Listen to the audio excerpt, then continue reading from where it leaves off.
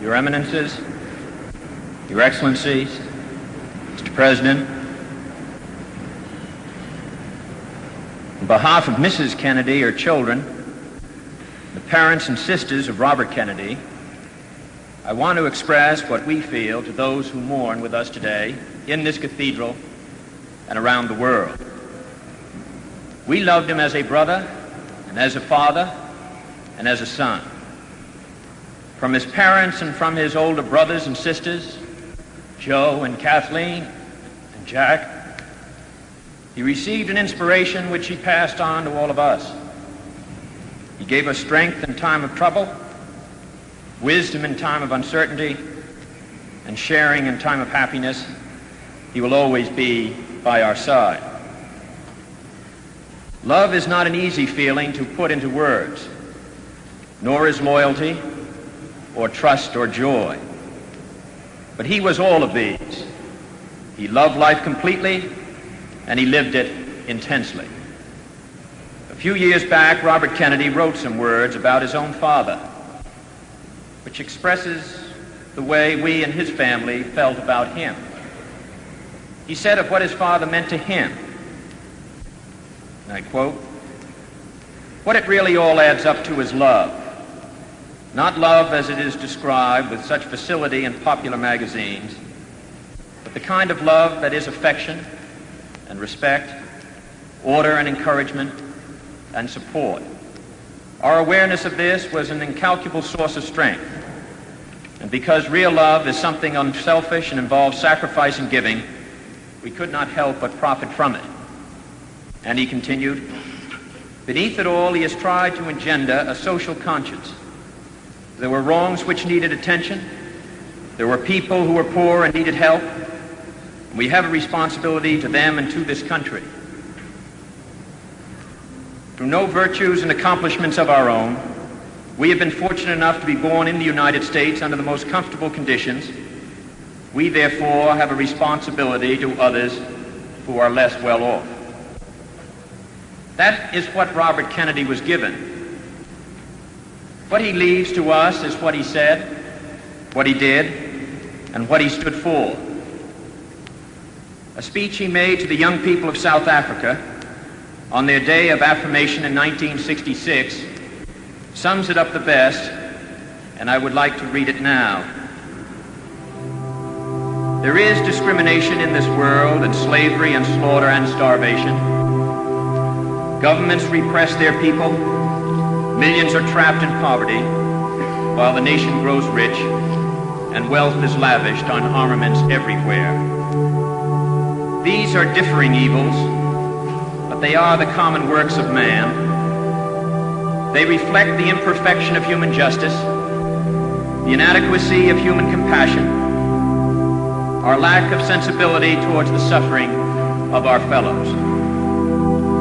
But we can perhaps remember, even if only for a time, that those who live with us are our brothers, that they share with us the same short moment of life, that they seek, as we do, nothing but the chance to live out their lives in purpose and happiness, winning what satisfaction and fulfillment they can. Surely this bond of common faith, this bond of common goal, can begin to teach us something. Surely we can learn, at least, to look at those around us as fellow men. And surely we can begin to work a little harder to bind up the wounds among us and to become in our own hearts brothers and countrymen once again. The answer is to rely on youth, not a time of life but a state of mind, a temper of the will, a quality of imagination, a predominance of courage over timidity, of the appetite for adventure over the love of ease. The cruelties and obstacles of this swiftly changing planet will not yield to the obsolete dogmas and outworn slogans. They cannot be moved by those who cling to a present that is already dying, who prefer the illusion of security to the excitement and danger that come with even the most peaceful progress. It is a revolutionary world we live in, And this generation at home and around the world has had thrust upon it a greater burden of responsibility than any generation that has ever lived. Some believe there is nothing one man or one woman can do against the enormous array of the world's ills.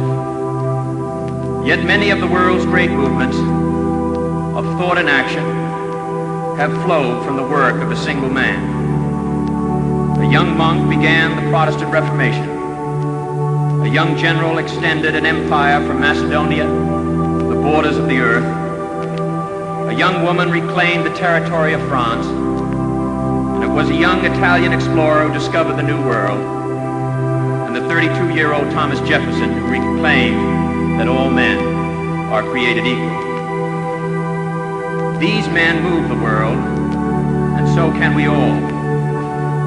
Few will have the greatness to bend history itself, but each of us can work to change a small portion of events. And in the total of all those acts will be written the history of this generation. Each time a man stands up for an ideal, or acts to improve the lot of others, or strikes out against injustice, he sends forth a tiny ripple of hope. And crossing each other from a million different centers of energy and daring, those ripples build a current that can sweep down the mightiest walls of oppression and resistance. Few are willing to brave the disapproval of their fellows, the censure of their colleagues, the wrath of their society. Moral courage is a rarer commodity than bravery in battle or great intelligence. Yet it is the one essential, vital quality for those who seek to change a world that yields most painfully to change. And I believe that in this generation, those with the courage to enter the moral conflict will find themselves with companions in every corner of the globe. For the fortunate among us, there is the temptation to follow the easy and familiar paths of personal ambition and financial success, so grandly spread before those who enjoy the privilege of education. But that is not the road history has marked out for us. Like it or not, we live in times of danger and uncertainty, but they are also more open to the creative energy of men than any other time in history. All of us will ultimately be judged, and as the years pass, we will surely judge ourselves on the effort we have contributed to building a new world society and the extent to which our ideals and goals have shaped that event. Our future may lie beyond our vision, but it is not completely beyond our control. It is the shaping impulse of America that neither fate nor nature nor the irresistible tides of history, but the work of our own hands, matched to reason and principle, that will determine our destiny. There is pride in that, even arrogance, but there is also experience and truth. In any event, it is the only way we can live. That is the way he lived. That is what he leaves us. My brother need not be idealized or enlarged in death beyond what he was in life. To be remembered simply as a good and decent man who saw wrong and tried to right it, saw suffering and tried to heal it, saw war and tried to stop it.